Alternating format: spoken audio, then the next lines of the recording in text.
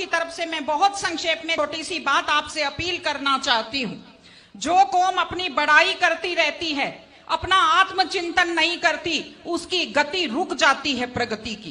पहले भी बात कही गई, लेकिन मैं 3 चीजों की तरफ आपका ध्यान दिलाना चाहती हूं। हमारी युवा पीढ़ी बड़ी आकर्षित हो रही है। एक नशे की आदत, एक अपराधों की तरफ आकर्षण और एक लापरवाह तेज ड्राइविंग के प्रति आकर्षण। महिलाओं के नाम से लॉटरी डाली एप्लीकेशन लगाते हैं और महिला जो घर की लक्ष्मी होती है उसका नाम बाजार में दारू के ठेके के ऊपर लिख देते हैं। एक खास चीज जो मैंने देखी बड़ी नकारात्मक, अपनी अपनी जाति के अपराधियों का पक्ष लेना शुरू कर दिया है। सबने पितर बना दिया है अपनी अपनी जाति के अपराधियों को। ये अपराधी खुद बर्बाद होते हैं और अपने पीछे पूरी युवा पीढ़ी को बर्बाद करते हैं। मैं आपको एक उदाहरण देती हूं। एक ऐसे शख्स, एक ऐसे खिलाड़ी दिल्ली के, जिन्हें आज मेडल जीते हुए लोगों की गिनती में होना चाहिए था पहलवानी में, अपराध के कारण आज दिल्ली में जेल की सलाखों के पीछे बैठे हैं। ये हमारे लिए दुख की और शर्म की बात है। और तीसरी चीज, तेज ड्राइविंग। 1 लाख युवक, बाकी बड़े उम्र के लोग अलग हैं, 1 लाख युवक जान गंवाते हैं हर साल लापरवाह ड्राइविंग के कारण। आप सोचिए, 25 साल लगते हैं एक बच्चे को पालकर बड़ा करने में और 25 सेकंड में लापरवाह ड्राइविंग के कारण वो लाश में बदल जाता है। क्या बीतती होगी उस मां के ऊपर जो अपने जाते हुए बेटे की पीठ देखती है और आते हुए बेटे का मुंह नहीं देख पाती।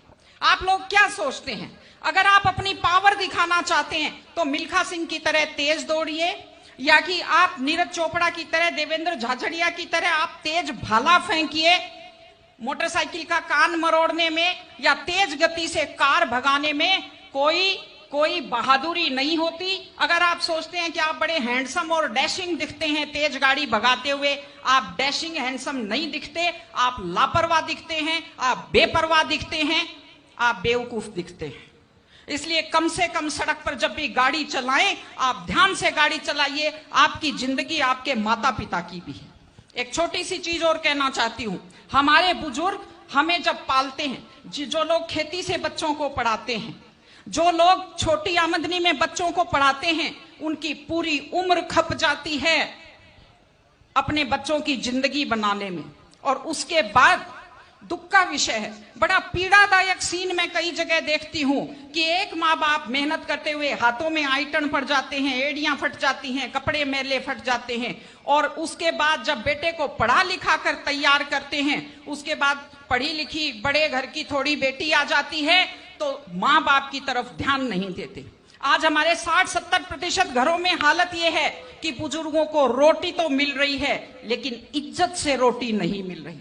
इस चीज को बदलने की जरूरत है। माँ बाप, मैं आपसे कहती हूं, जैसी भी परिस्थिति होती है, माता पिता आपको राजकुमार की तरह पालते हैं। आपकी भी ड्यूटी है, जैसी आपकी हैसियत है, बुढ़ापे में उनको बादशाहों की तरह से रखिए, उनकी सेवा कीजिए, उनका सम्मान कीजिए। इस तरह से माता पिता की सेवा कीजिए। वो अपनी जिंदगी आपके लिए कुर्बान कर देते हैं। और माताएं बहनें बैठी हैं, एक छोटी सी लास्ट बात जो मैं कह रही हूं, बेटियों को समझदार बनाइए, बेटियों को बेटा मत बनाइए, क्योंकि बेटे तो लापरवाह होते हैं। बेटियों को समझदार बेटी बनाइए। जब वो घर से बाहर जाती है तो उसको समझाइए कि वो साथ अपने घर की इज्जत लेकर के जाती है। बेटियों को समझाइए कि कैसे लोग मीठी मीठी बातों का जाल लेकर शिकारियों की तरह से घूमते हैं। और अपनी बेटी को संस्कार दीजिए कि वो जिस घर में जाए अपने सास ससुर की सेवा करे। आजकल मैंने नया ट्रेंड देखा है, बेटियां माँ मम्मी की तो बहुत चिंता करती है लेकिन सास की चिंता नहीं करती हैं।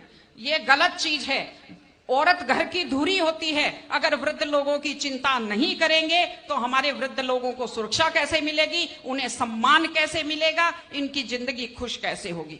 इसलिए कोई भी कौम तभी आगे बढ़ती है जब वो संस्कारवान हो, जब वो मेहनती हो, जब वो शिक्षा पर ध्यान दे। हमने ये सब किया है, मैं आपको बधाई देती हूं।